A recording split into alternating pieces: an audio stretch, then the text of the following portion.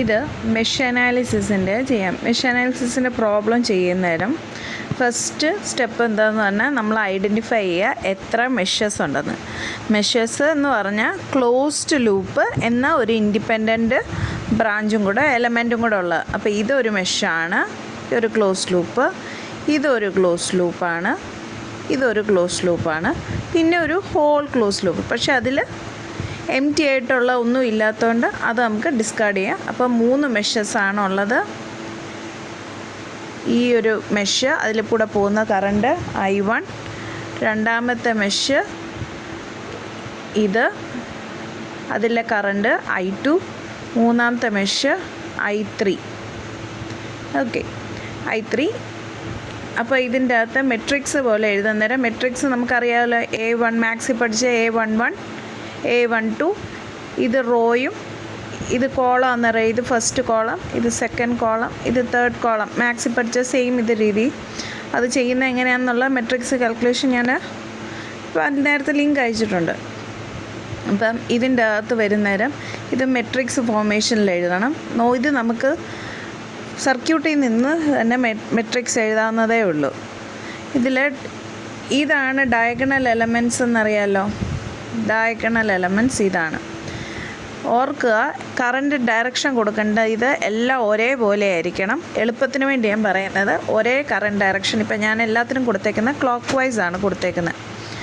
അപ്പം diagonal elements ഈ first മെഷിൻ്റെ എത്ര എണ്ണം ഉണ്ട്? ഈ A11 എന്ന് പറഞ്ഞാൽ ഫസ്റ്റ് മെഷിലെ റെസിസ്റ്റേഴ്സ് എല്ലാം സമ്മപ്പ് ചെയ്യുക എന്ന് പറഞ്ഞാൽ എന്താണ്? R1 + R2.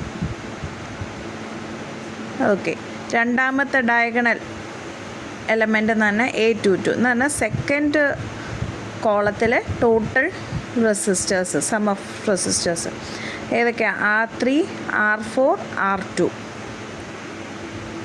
ഇവിടെ ഒരു R2, R3, ഒരു R4ഉം കൂടെ ഉണ്ട്. അതുപോലെ തന്നെ തേർഡ് ഡയഗണൽ എലമെൻ്റ് എന്ന് പറഞ്ഞാൽ എന്താ? R5, R4. R5, R4 കണ്ടോ? 3 ഡയഗണൽ എലമെൻറ്റ്സും പോസിറ്റീവ് ആയിരിക്കണം.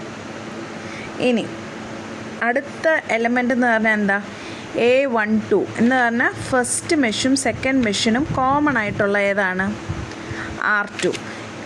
R2 വരുന്നേരം നമുക്ക് ഒരേ ഡയറക്ഷൻ എഴുതിയാൽ എന്താണ്? ഇതിൽ R2വിലോട്ട് പോകുന്ന I1 താഴോട്ടും I2വിലെ കറണ്ട് ഓപ്പോസിറ്റുമാണ്. അതുകൊണ്ടാണ് -R2 എന്ന് എഴുതും.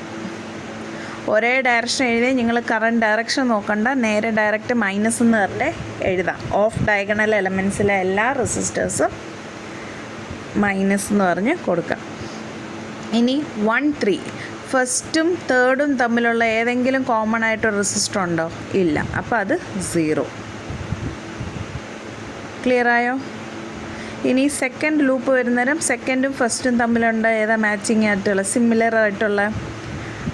R2 -R2. ഫസ്റ്റും തേർഡും ആയിട്ടുള്ള ഒന്നുമില്ല, 0. നോക്കിക്കേ, ഇത് തന്നെയല്ലേ ഇവിടെയും വന്നേക്കുന്നത്. ഇനി 2, 3 സെക്കൻഡും തേർഡും തമ്മിൽ കോമൺ ആയിട്ട് വരുന്നത് എന്താ? R4. അതിനും ഓപ്പോസിറ്റ് രണ്ട് ഡയറക്ഷനാണ് -R4. നോക്കിക്കേ, ഇത് തന്നെയല്ലേ ഇവിടെയും വന്നേക്കുന്നത്. അപ്പോൾ ഓർക്കേണ്ടത് diagonal elements sum of all resistors ആയിരിക്കും. ഓഫ് ഡയഗണൽ എലമെൻറ്റ്സ് നെഗറ്റീവ് ആയിരിക്കും, കോമൺ ആയിട്ട് ഷെയർ ചെയ്യുന്ന റെസിസ്റ്റേഴ്സ്. ഇപ്പോൾ ഇതിൽ നമുക്ക് കണ്ടുപിടിക്കേണ്ടത് ഇത് റെസിസ്റ്റർ. ഇതപ്പോൾ എന്താണ്? Iയും Rഉം എന്ന അടുത്ത ടേം എന്താണ്? വോൾട്ടേജ്. അപ്പോൾ ഫസ്റ്റ് ലൂപ്പിൽ എത്ര വോൾട്ടേജ് ഉണ്ട്? ഒരു വോൾട്ടേജ് ഉള്ളൂ. അതിൻ്റെ കറണ്ട് ഡയറക്ഷൻ എങ്ങനെയാണ്? ക്ലോക്ക് വൈസ് ആയിട്ട് വരുന്നേരം ഇങ്ങനെയല്ലേ. അപ്പോൾ ഡെസ്റ്റിനേഷൻ പൊട്ടൻഷ്യൽ എന്താണ്? പ്ലസ് ആണോ മൈനസ് ആണോ? പ്ലസ്. അപ്പോൾ നമ്മളിവിടെ +V1 എഴുതും. സെക്കൻഡ് ലൂപ്പിനകത്ത് എന്തെങ്കിലും വോൾട്ടേജ് സോഴ്സ് ഉണ്ടോ? ഇല്ല. അപ്പോൾ അത് 0. തേർഡിൻ്റെ അകത്ത് വരുന്നത് ഇതല്ലേ. ഇതിലെ പൊട്ടൻഷ്യൽ എന്ന് പറഞ്ഞാൽ ഈ ക്ലോക്ക് വൈസ് ഡയറക്ഷൻ വരുന്നേരം ഡെസ്റ്റിനേഷൻ പൊട്ടൻഷ്യൽ എന്താണ്? Negative, -V2. ക്ലിയർ ആയോ? ഇനി കറണ്ട് I1 കണ്ടുപിടിക്കണമെങ്കിൽ നമ്മൾ ഡിറ്റർമിനൻ്റ് ആണ് ചെയ്യേണ്ടത്. ഡിറ്റർമിനൻ്റ് ചെയ്യാൻ നേരം I1 തന്നെ ഫസ്റ്റ് മെഷ് ആയതുകൊണ്ട് ഫസ്റ്റ് കോളത്തിൽ എന്താണോ ഉള്ളത്, മെട്രിക്സിലെ ഫസ്റ്റ് കോളം എന്താണോ അത് റൈറ്റ് ഹാൻഡ് സൈഡുമായിട്ട് റീപ്ലേസ് ചെയ്യാം, ബാക്കിയെല്ലാം റീറ്റെയിൻ ചെയ്യാം. ബാക്കിയെല്ലാം same, divided by determinant of the original matrix. അപ്പം I1 കിട്ടും. I2 വരുന്നേരം എന്താണ് ചെയ്യേണ്ടത്?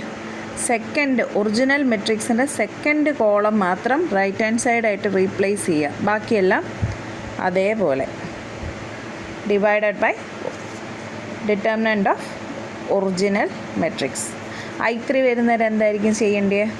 തേർഡ് കോളം റീപ്ലേസ് ചെയ്യുക റൈറ്റ് ഹാൻഡ് സൈഡ് വെച്ചിട്ട്, അതിൻ്റെ ഡിറ്റർമിനൻ്റ് കണ്ടുപിടിക്കുക, എന്നിട്ട് നമ്മുടെ ഒറിജിനൽ മെട്രിക്സിൻ്റെ ഡിറ്റർമിനൻ്റ് വെച്ച് ഡിവൈഡ് ചെയ്യുക.